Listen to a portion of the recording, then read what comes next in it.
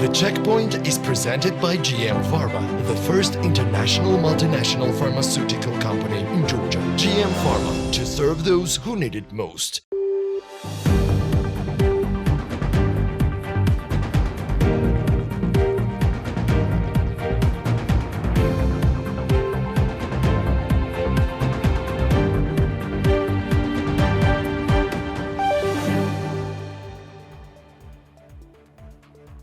The development of a strategy for the transformation of Georgia into a regional financial hub is advancing with its active phase at the premises of Rothschild & Co and Kaiser Partner.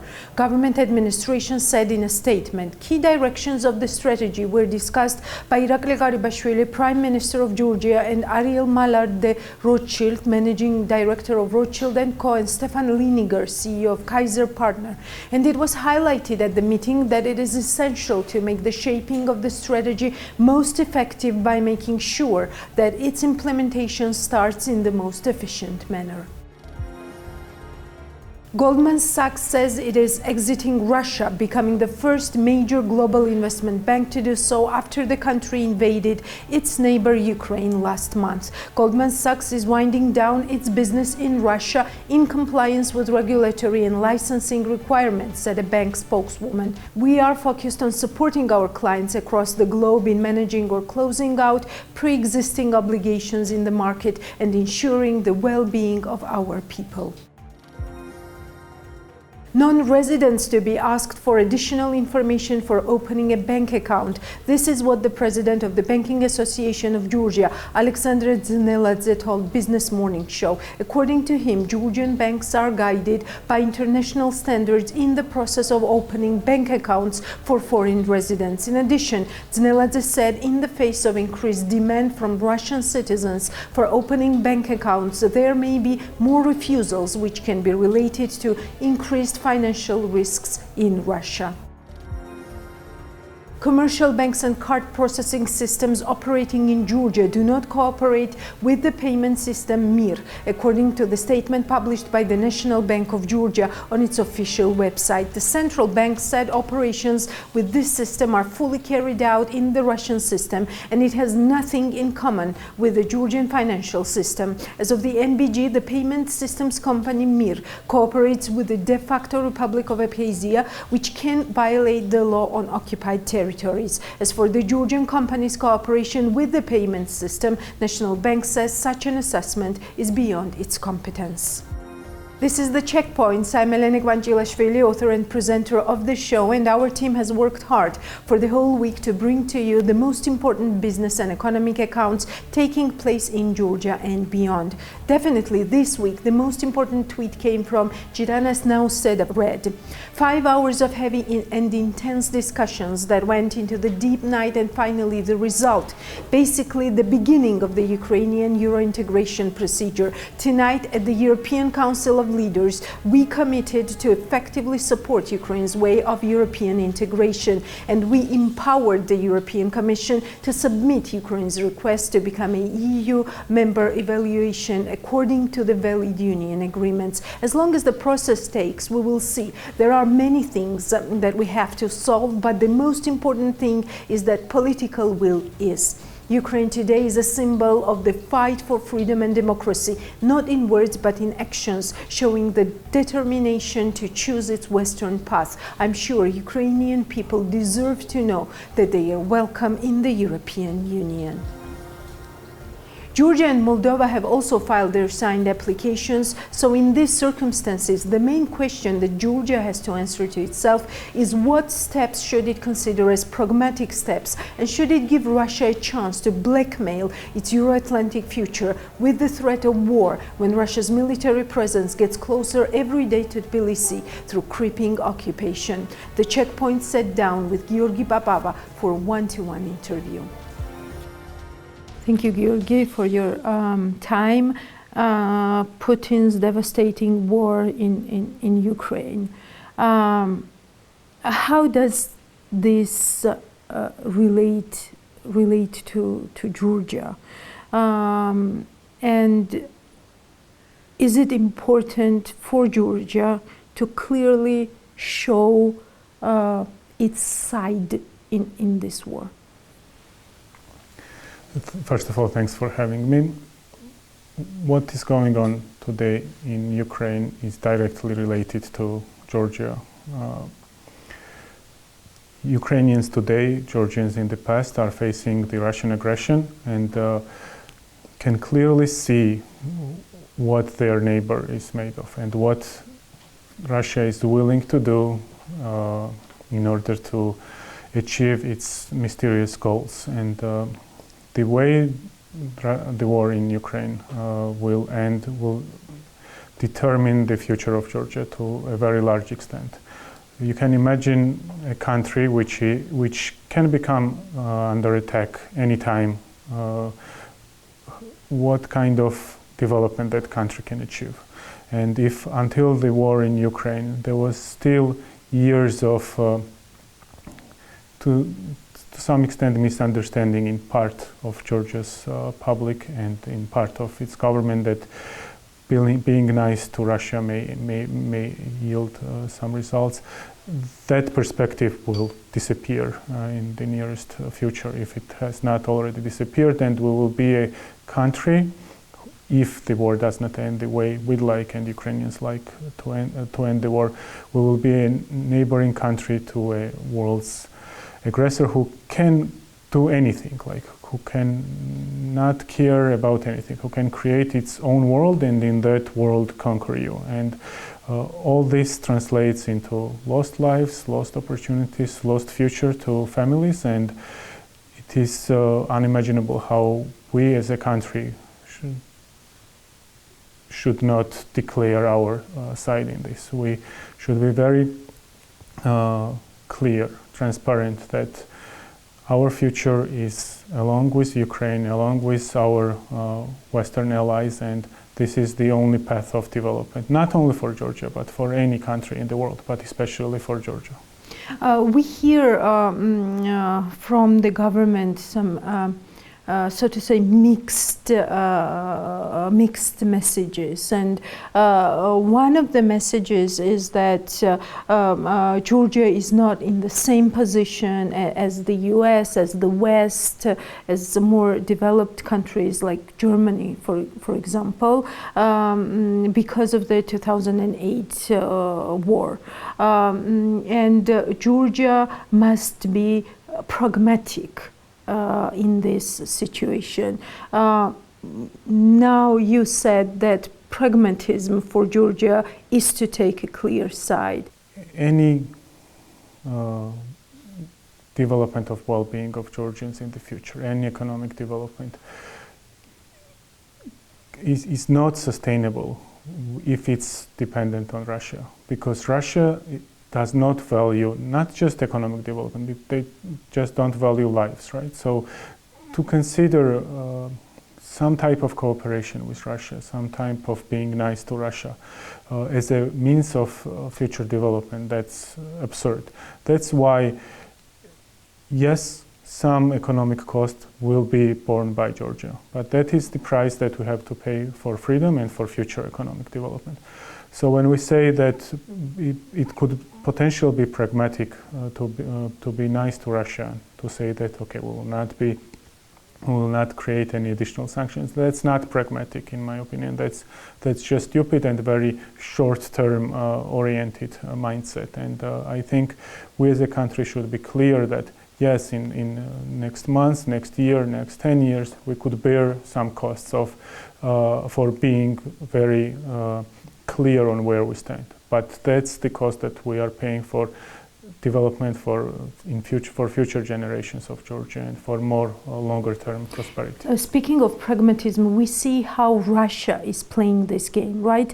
It's said that Georgia has the chance for the direct flights with Russia, that Georgian milk and cheese can enter Russian market. What should be the stance of the private sector in this? What is your take? Should it see Russia's market as an opportunity in this situation? We see today even today that even though there is no currently ongoing war between Russia and Georgia, and even though the war is geographically taking place in Ukraine, still any business who was reliant on some type of activity, economic transactions with Russia is hurt right now, right? And this is the case when we are not even directly involved in the war. We are in war with Russia for many years, but we are not having armed conflict going on in this very second. Still, the dependence of Georgian businesses on Russia has been devastating for them. So that's probably the best way for them to take lessons and plan for their future. And other than that, like just to consider a more long-term perspective, right? We have a history of last 10 years, 20 years. We can see that any profits, any revenues that we can, any positive that we can get from Russian market is very short-lived, and at the end of the day results in deterioration of businesses' economic standing and financial standing. And therefore, I think this is one more lesson for Georgian private sector to diminish its ties with Russian market and get oriented towards other partners, which thank God are quite abundant. And but the private sector itself needs to take some more initiative in this regard, because we have Europeans, Americans who are trying to push our private sector, our businesses towards the West, and sometimes we ourselves agree to short-term benefits rather than long-term development, and that has been hurting us for years now. And also, what are some of the main challenges that are in front of Georgia right now? And do you see any plan to withstand these challenges? So unfortunately for us, the main challenge is the outcome of the war and how it will affect us. Unfortunately, we have no way to impact the outcome of the Russian war in Ukraine. What we can do in this process is make sure that we are so clearly standing next to Ukraine and next to the West, that when the war ends, no matter how it ends, there is no doubt that we have done whatever we could have done in this process. So when it comes to future development, when it comes to not supporting Ukraine in the armed conflict, but in supporting Ukraine's rebuilding its country economically and otherwise, that in that process we will be part of that. And in long term, that's the critical. So I think we should think forward in 5-10 years when we kind of will be analyzing how this conflict has evolved, what were our position during that conflict. That will determine our future, I think. Thank you. Thank you. Meanwhile, the Committee on European Integration of the Georgian Parliament also considered a draft resolution on the country's integration into the European Union this week. The first meeting was scheduled in the Committee of European Integration, and the speaker was Maka Bochorishvili, the head of the committee. Georgia applied to the European Union with an official application to join the bloc on March 3rd. Prime Minister Irakli Garibashvili signed the official application on the same day. The 13-point document calls on the EU member states and EU institutions to take all necessary steps to accelerate Georgia's accession to the European Union. You can find the detailed resolution in English on our website, bm.g. What are some of the liabilities that Georgia will have to fulfill on its path to EU membership, and what does the new status of a candidate country give Georgia if granted? Georgi Isakadze will provide more details in his interview with Soso Dzamukashvili, who wrote a very interesting blog for Forbes Georgia recently. Soso, many thanks for your time, and quite interesting Forbes blog. The next issue, what you have published just 2 days ago. Tell us a bit more about possibilities creating for Georgia I mean, it's more not just possibilities, it's opportunities, but whole world and especially Ukraine is paying a huge price for it. Where do we stand so far? And as a possible candidates of becoming the member of EU, how realistic is this? And could you be more specific in and precise at the same time to describe the timeline of the liabilities which should be fulfilled? Yes, thank you for inviting me. And yes, when we start talking about the opportunities of Moldova, Ukraine, and Georgia, we shouldn't forget that all these three countries are associated members of the European Union. They have association agreements along with DCFTA and a visa-free regime, which means that these countries have been working towards integration within the European Union, and they have been taking several steps to implement specific reforms which have been outlined by the European Union. And this process started for Georgia in 2014 when we signed the association agreement with the EU. Throughout this process, since 2014, Georgia, as well as Moldova and Ukraine, got quite closer in terms of economy and administrative harmonization, let's say, because they signed these agreements.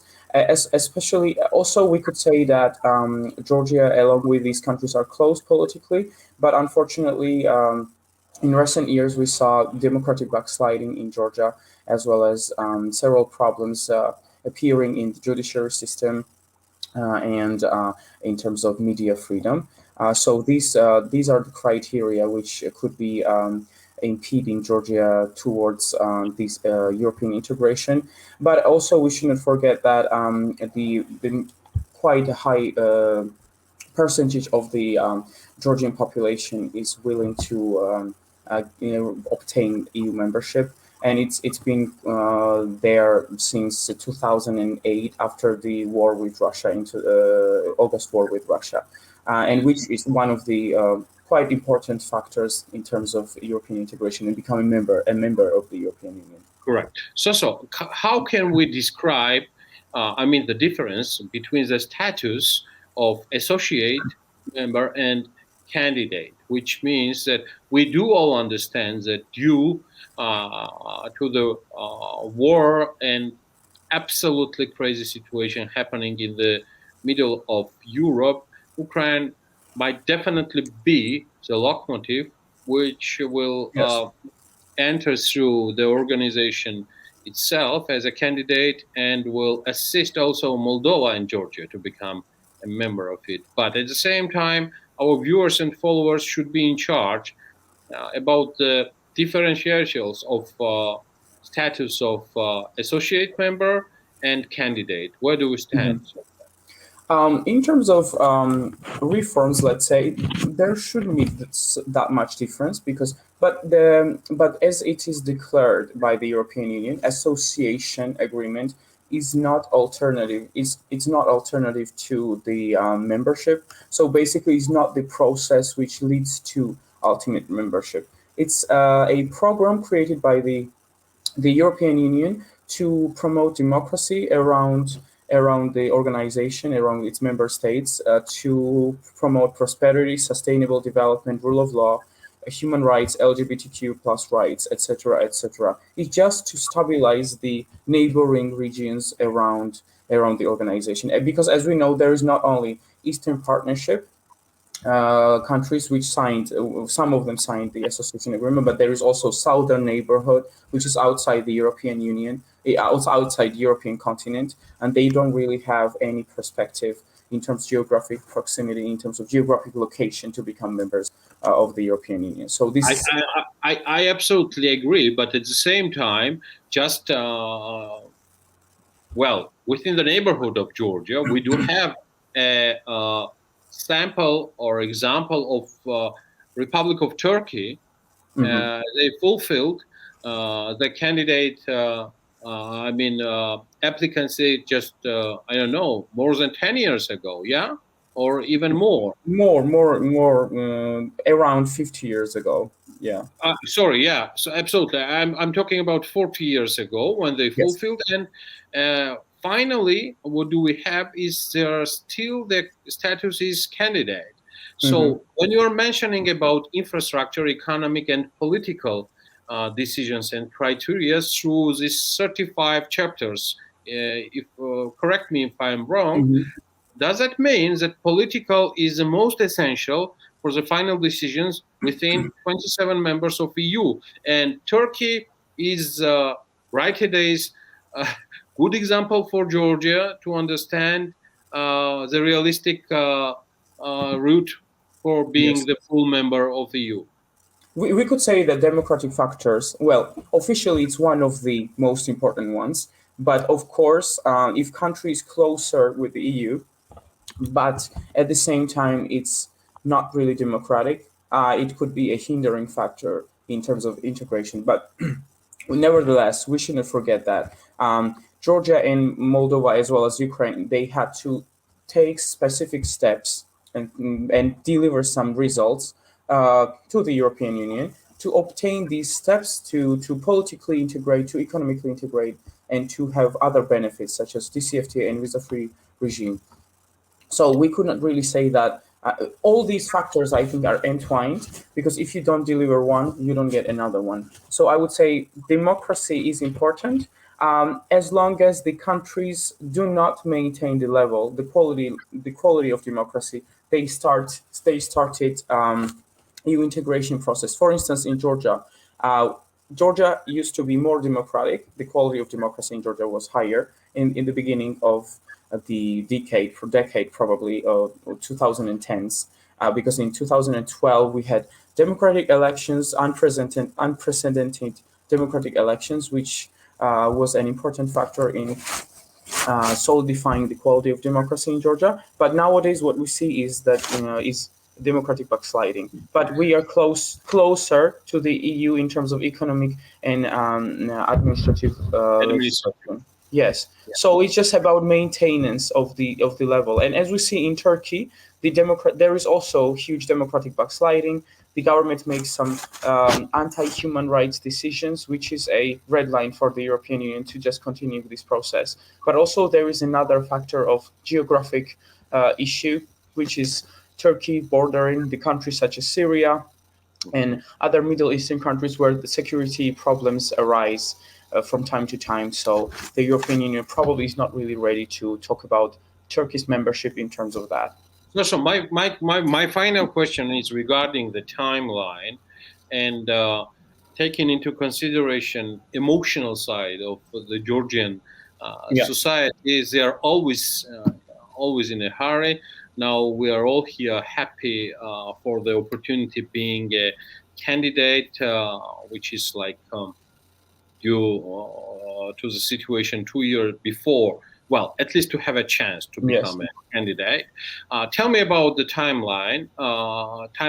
How after being a candidate, what is, from your perspective, at least the minimum period which Georgia might need, taking into consideration the current condition of those three directions, what you have mentioned: economic, administrative, and political. Please go ahead. Yes.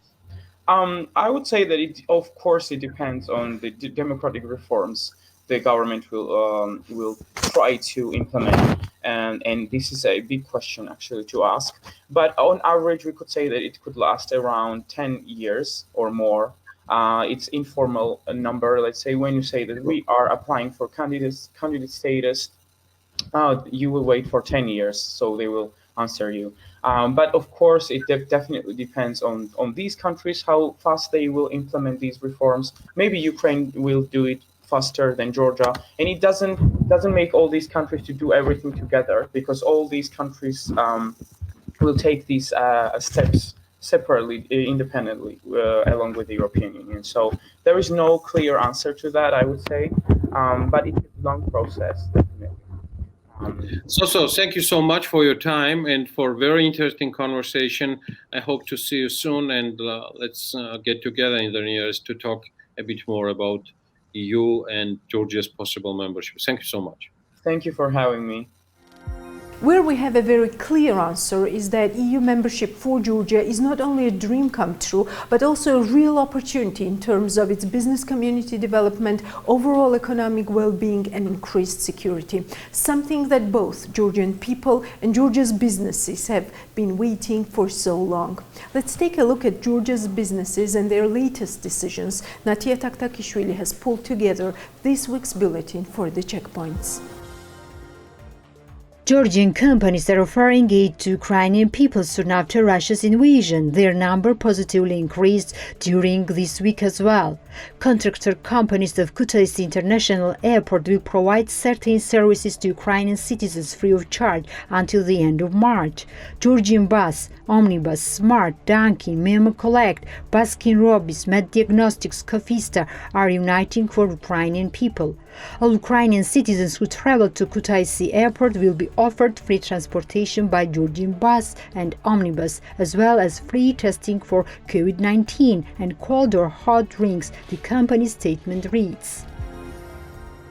Geo Hospitals expresses its solidarity with the Ukrainian people, and by the company's decision, free emergency medical care will be offered to those Ukrainian citizens who have to stay in Georgia due to the state of war. Geo Hospital services are available throughout the country. Medical staff knows the value of human life like no one else. We want to show our support for the Ukrainian people and make our modest contribution.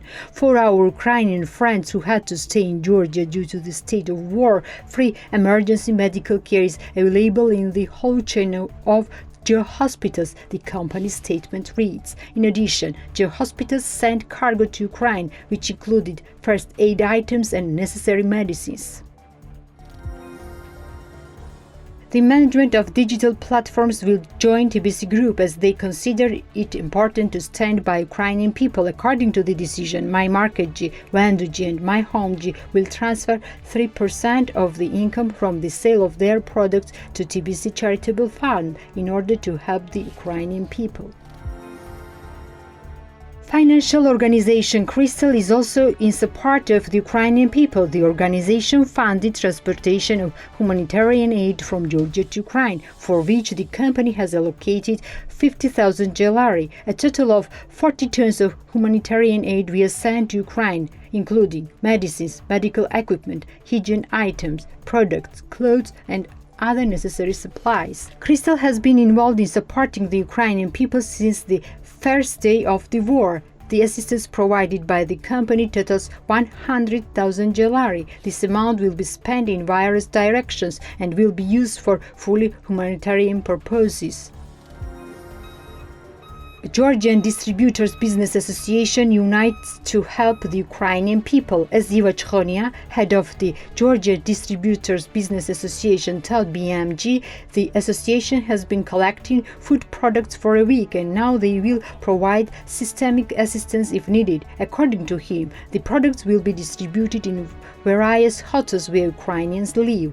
Georgian Distributors Business Association is actively involved in a campaign to help Ukrainian citizens in Georgia. It has been about 1 week since we collected these food products and distributed them in the hotels where Ukrainians live. I would like to thank all the companies that came together around this idea, including Soplis Nobati, Gemrieli, Forward, Georgian Bakers, Kalakuri, Sandomi, and all the importing companies. I want to call on everyone to help these people because their resources are already exhausted and even basic hygiene items are very important at such times, said Eva Chkhonia. Cafe ice cream chain Luca Polari is launching employment program for Ukrainian citizens in Georgia. As of the company, Luca Polari will employ about 50 people at this stage. Women will be able to get jobs in Tbilisi and Batumi, while young people will be able to work in the chain as a service consultant. Our team took a clear position in support of Ukraine in the very first days. We have transferred money for Ukrainian children. At the same time, we want to help the Ukrainians here a little. We will be happy to join the team and employ women and young girls and boys until they can return to their homeland, explains Teta Bagari, the company's director. The company appeals to relevant organizations to help disseminate information to the target groups. Enterprise Georgia continues campaign Produce for Ukraine. Mikhail Khidureli, head of Enterprise Georgia, said, according to him, as part of the campaign, Georgia products and vouchers of Wendy's, Georgia and Dunkin' were given to Ukrainian citizens staying at the Hotel Ibis Tbilisi Stadium. Several days ago, the first humanitarian cargo was sent to Ukraine with the support and assistance of Georgian companies. Up to 40 tons of various necessities were collected, including food and beverages, primary and medical supplies, which would be delivered to Ukrainian people. Georgia has been very outspoken in its support for Ukraine in the multilateral forum, U.S. Ambassador to Georgia Kelly Degnan told reporters. According to the ambassador, the most important thing now is unity. In a country that has suffered so much polarization as Georgia over the last few years, this is the time, this is the reason to come together, and I feel it in the meetings that I've had. People's hearts and their prayers are with the Ukrainian people, and I hope the Georgians will come together as a country and stand firmly behind Ukraine at its moment of need, the ambassador said. In this context, our next interview seems to be very timely. Brock Bierman, a visiting fellow for democracy initiatives at the German Marshall Fund of the United States, who prior to that served as the assistant administrator for USAID's Bureau for Europe and Eurasia, including Georgia specifically, has been visiting Tbilisi, and the Checkpoints hosted him in Forbes Georgia studio for a brief interview. Give Georgia a Free Trade Agreement was the headline of his recent piece on Georgia in The Hill, where Bierman is an opinion contributor. Why is it a good time to negotiate an FTA deal with the US, and how this can contribute to the decrease in polarization? Here are Brock Bierman's arguments. Thank you for being with us and taking our questions. I just read your piece on The Hill, and you are saying that Georgia needs the FTA with the US now. Yes. What do you mean, and why do you think Georgia is ready for it? Well, first of all, I think the free trade agreement will help Georgia's economy. As I mentioned in my article, Georgia has the opportunity to develop a free trade agreement with the United States that will help its products within the United States, and it will help the economy. It will help increase goods going to the United States. And I also think that there's really no downside for the United States in terms of the free trade agreement. I think the United States can show a great deal of support for this country right now under the extreme circumstances in Ukraine, and I think that it's a win-win for both the United States and for Georgia. Yeah, but then what is impeding the process then, if it's a win-win situation? Well, I think that there's, in terms of a win-win situation, I don't think there's really any impediment at this point. I think the Biden administration should take a clear look at this. They've only been in office for just about a year now, and I think it's probably a good time for them to help Georgia, given the circumstances, again, what's going on in Ukraine, and looking to help this country during a very difficult time. I think it'll also be a very uniting issue. I've had a chance to talk to a number of leaders here in Georgia over the course of the last 5 days, and there is real support about the free trade agreement, and I think that it will help small businesses and it will help the economic development. In fact, just the discussion has given a lot of hope to people here in Georgia, and I think also that if the United States were to enter into a free trade agreement, it would help the GEL, it would help businesses, and it would help private sector investment. So you think FTA with the U.S. Could be one area where this unity works It will absolutely decreases the polarization? Here in Georgia, absolutely. I think that there hasn't been a single person that I've talked to from all of the political parties, from all of the civil societies, that haven't said that an FTA is something that they all agree will have a huge impact here, and that will have not just an impact on the economy, but an impact with their relationship, a morale builder, a goodwill message from a country that has had a strong relationship with Georgia over the last 30 years. Just a month ago, we had the opportunity to ask questions to the U.S. ambassador here in Georgia, Kelly Degnan, and she said that right now FTAs in general are not on the agenda of the Biden administration. That was one point. And the other point was that probably this FTA with Georgia would have more symbolic value rather than economic value. What is your take Well, on first that? off, I agree that it is very symbolic. I agree that it will show that the United States cares about Georgia and that the United States is here to support Georgia, not just now, but into the future. But I also believe that economically speaking, it'll give opportunity for small businesses to provide products to the United States. And given the huge market, right, that exists in the United States, and how small the if you will, the amount of product coming out of Georgia to the United States would be, it won't have any impact whatsoever in terms of products coming into the U.S. In fact, it'll provide variety. It'll provide great.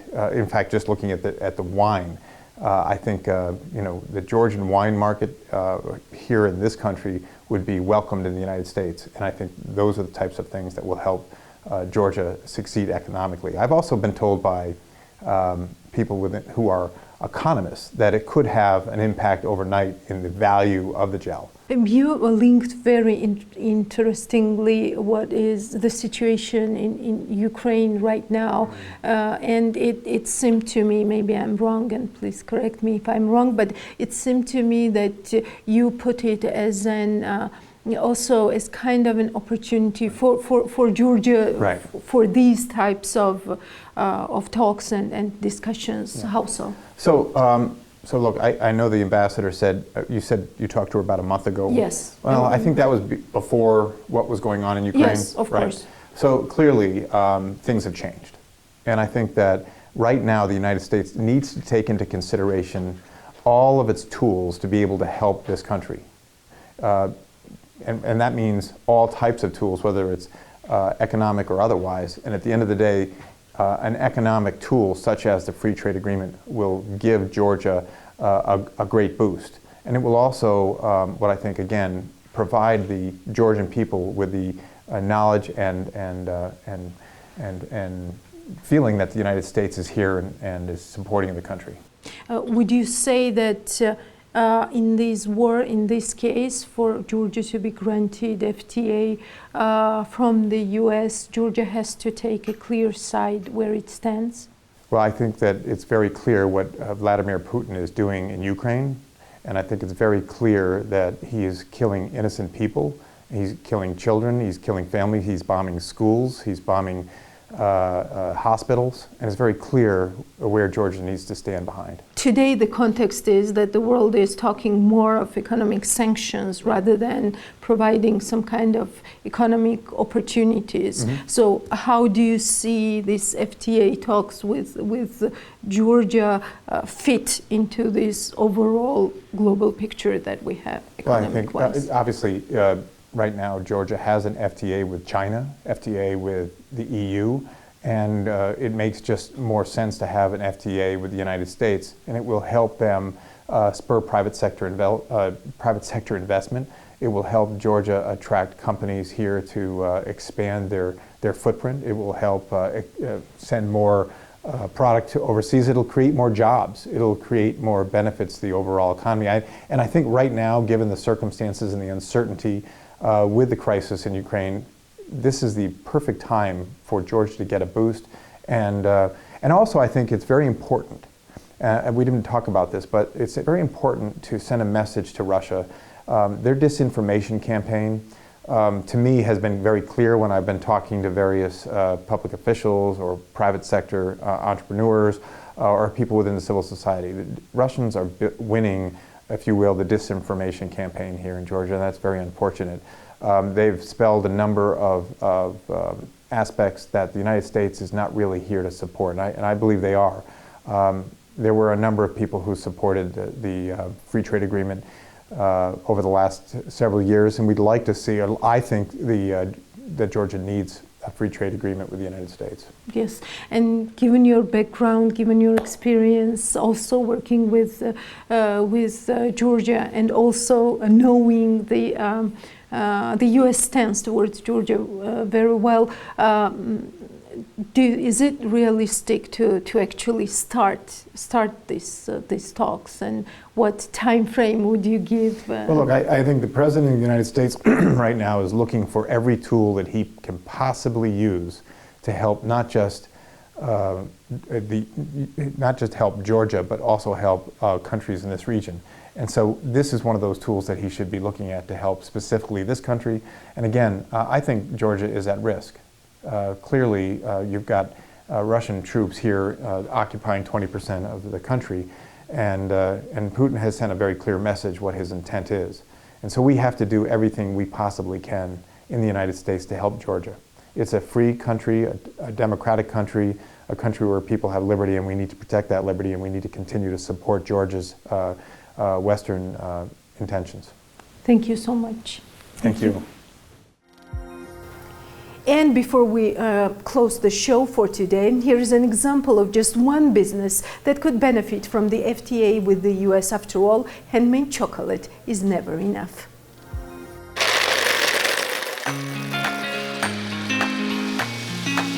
I'm Mariam Kapanadze, the founder of Chocotella. Chocotella is a brand that produces handmade art chocolates. The main concept of our brand is to give customers pleasure in both visual effects as well as taste properties, and provide endorphins that accompany chocolates. I've loved chocolate since childhood. I was a flight attendant before. During COVID, all the flights stopped. Aviation was the first sector that was affected. As I got stuck at home, I started looking for things that I could do. I love art, and I love painting, and I very much love chocolate. I did more searching through Google and YouTube and bought necessary inventory. I dedicated first part of the pandemic on working with chocolate. I was experimenting for a year. Then I realized that it could actually be a job that I enjoyed doing and could turn it into a source of income. On February 14 last year, on Valentine's Day, my brand appeared on the market. By the end of the summer, I was working fully online. Then I realized I needed to invest and I needed to grow. I needed the equipment to get more quantities. I went so far as to open the first chocolate shop on February 14 this year. 1 year ago, my investment was around 10,000 lari. Today, around 120,000 lari of investment has been put in this brand. At this stage, we have 9 different flavors of candy. We're still waiting for some forms, and in the near future, we will add at least 7. We have more chocolate bars for the product, but at this stage, we have 3 types of packaging. There are 9-piece packages, 16-piece packages, and 8 pieces of chocolate candy. The market value of the 9 pieces is 44 lari and 95 tetri. With 16 pieces is 64 lari and 95 tetri. Chocoletta will always be the concept based around chocolate. I also plan to launch chocolate-based cakes and art cakes, but that will probably be for the summer. I want to establish myself well in the Georgian market and then take care of exports. That's all for today. We will meet each other next Friday. Before that, check us out on bm.g and forbes.g and have a safe week ahead.